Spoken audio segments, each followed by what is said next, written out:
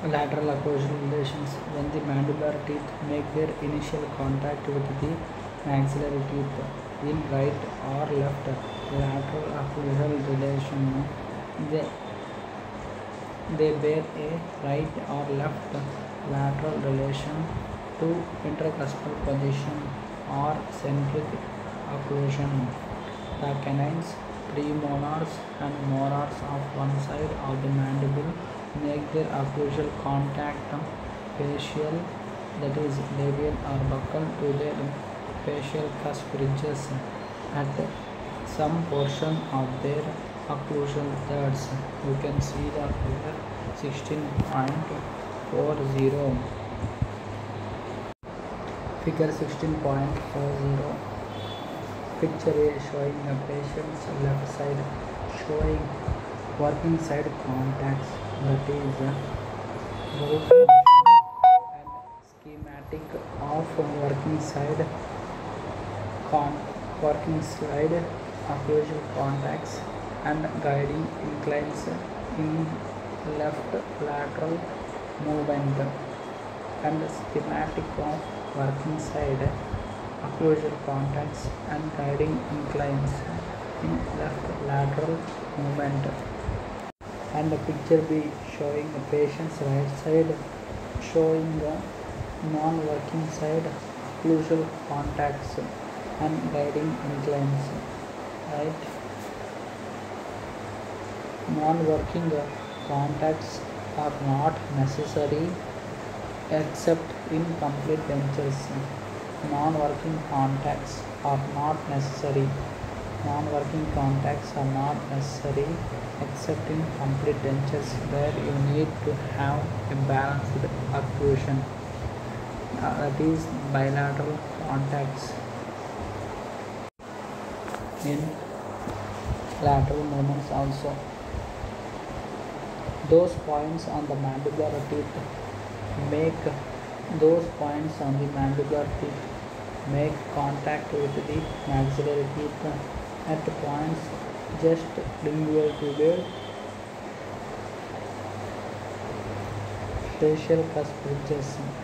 The central and lateral incisors of the working side.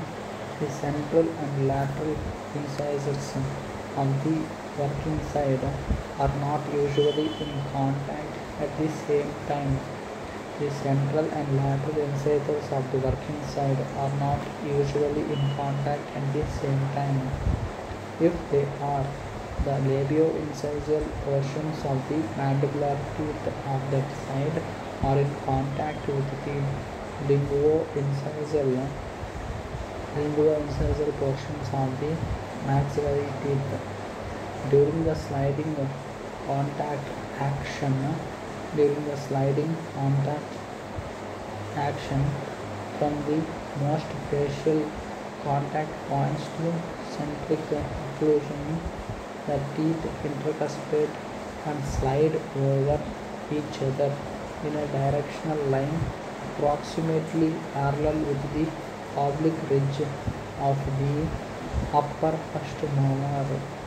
The oblique ridge of the maxillary first molar relates occlusally to the combined sulci of distobuccal and developmental grooves of the occlusal surface of the mandibular first molar.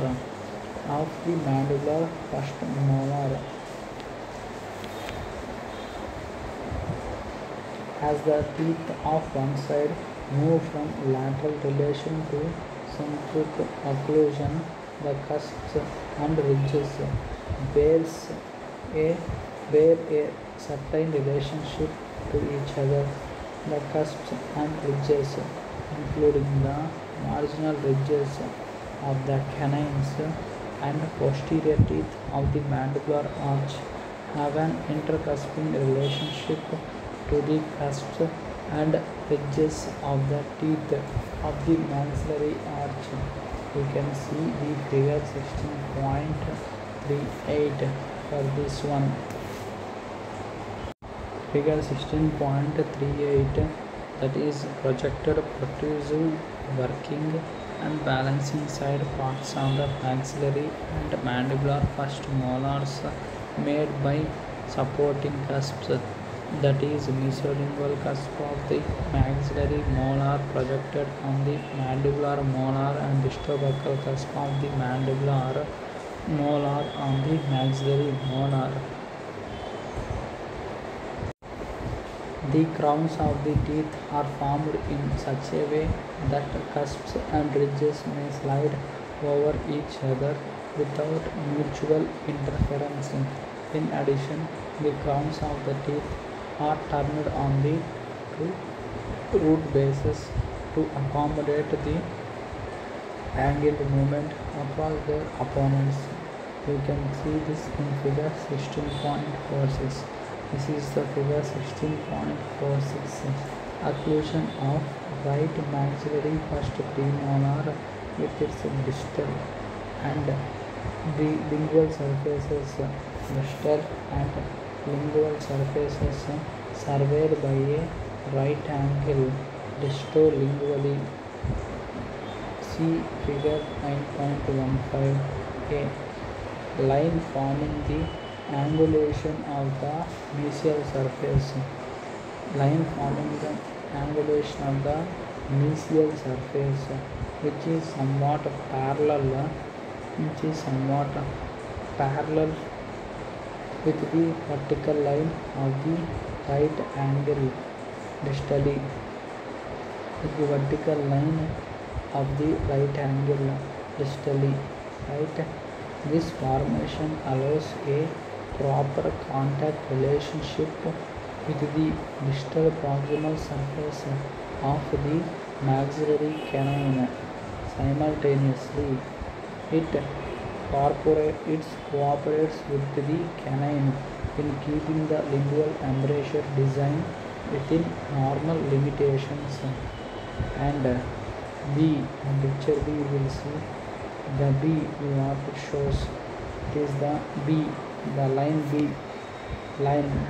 It is the line demonstrating a more extreme angulation of the distal portion of the first premolar.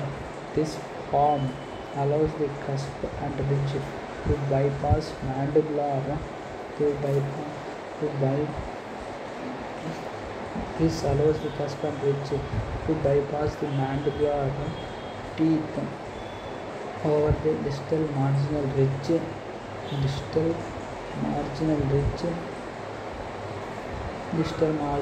surface of the maxillary tooth with normal jaw movements during lateral occlusal records during lateral occlusal relations.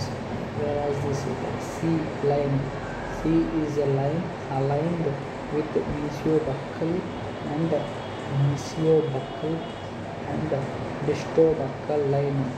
Mesiobuccal and distobuccal line angles demonstrating the adaptation of the form of the buccal surface of the form to the dental arch form without changing the functional position of the crown and root.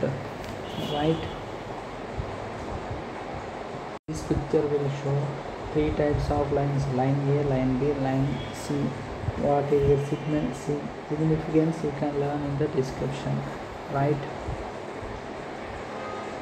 The cusp tip of the mandibular canine moves through the linguo-incisal embrasure of the maxillary lateral incisor and canine.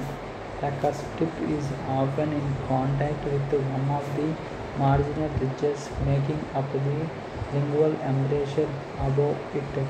Its mesial cusp ridge. This mesial cusp ridge is usually out of contact during the lateral movement. Its distal ridge contacts the mesial cusp ridge of the maxillary canine. The cusp tip of the mandibular first premolar moves through the occlusal embrasure of the maxillary canine. The cusp tip of the mandibular first premolar moves through the occlusal embrasure of the maxillary canine and first premolar. You can see is in figure 16.47 and 16.48. Its mesiobuccal figure 16.47 lingual aspect. This is the lingual aspect. The interrelationship of cusp, ridges and embrasures. Right. Option picture A. The mandibular first premolar relation to the maxillary canine and the first premolar approaching occlusal contact. Approaching the occlusal contact. Right.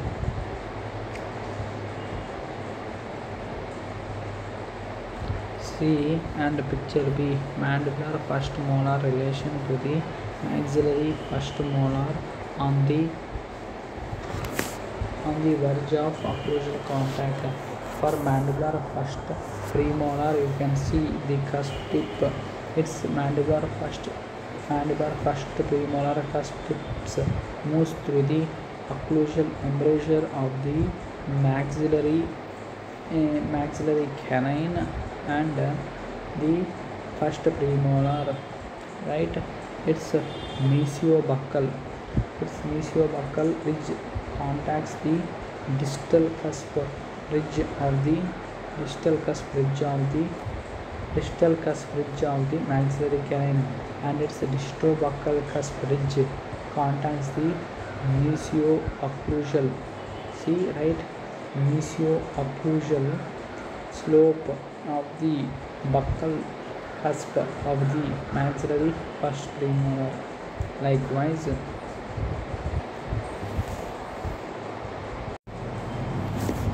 the mandibular second premolar buccal cusp moves through the occlusal embrasure and then over the linguo-occlusal embrasure of the maxillary first and second premolars. Its mesiobuccal cusp ridge contacts the disto-occlusal slope of the buccal cusp of the maxillary first premolar, and its distobuccal cusp ridge contacts the mesoocclusal slope of the distal of the mandibular second premolar buccal cusp moves through the occlusal embrasure and then over the linguo-occlusal embrasure of the maxillary first and second premolars. Its mesiobuccal cusp ridge contacts the disto-occlusal slope of the buccal cusp of the maxillary first premolar, and its distobuccal cusp ridge contacts the mesoocclusal slope. It contacts the mesoocclusal slope of the buccal cusp of the upper second premolar. Right.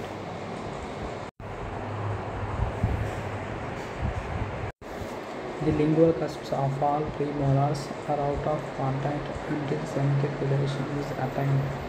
Then the only lingual cusps in contact are those of the maxillary premolars. Then the only lingual cusps in contact are those of the maxillary premolars, with the possible addition of the distolingual cusp of the mandibular second premolar of the pre-cusp type. The molars have a more involved lateral occlusal relation because of their more complex design. As noted previously, while describing the lateral occlusal relations of the canines and premolars, the cusp ridges, sulci and embrasures bear an interrelationship to each other. Cusps and elevations on the teeth of one arch pass between or over cusps and through embrasures or sulci. The tooth form and alignment of the opposing teeth of both jaws make this possible. The cusp of the teeth of one jaw simply do not ride up and down the cusp slopes of the teeth in the opposing jaw. This explanation of the cusp occlusal process has created wide misunderstanding. The cusp, ridge, fossa, and embrasure form of occlusion allow interdigitation without a locked-in effect. There is no clashing of cusp against cusp or any interference between parts of the occlusal surfaces if the development is proper. This is the figure 16.48 showing the arrows indicate the path of left lateral movement of the mandibular teeth over the maxillary teeth on non-working side. Note the relationship of the paths to morphological features of the teeth and embrasures. First, now let's discuss about the occlusal cycle in the molar areas during right or left lateral occlusal relations. Till now we have discussed about the canine and the premolars. Let's have a look over the molars.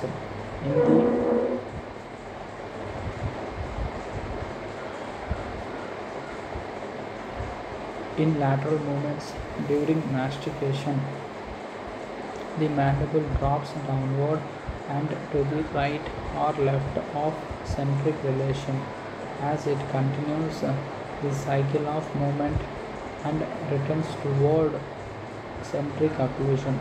The bucco-occlusal portions of the mandibular molars come into contact with the occlusal portions of the maxillary molars lingual to the summits of buccal cusps and in contact with the triangular ridges of the slopes on each side of them, continuing the sliding contact until centric occlusion is accomplished.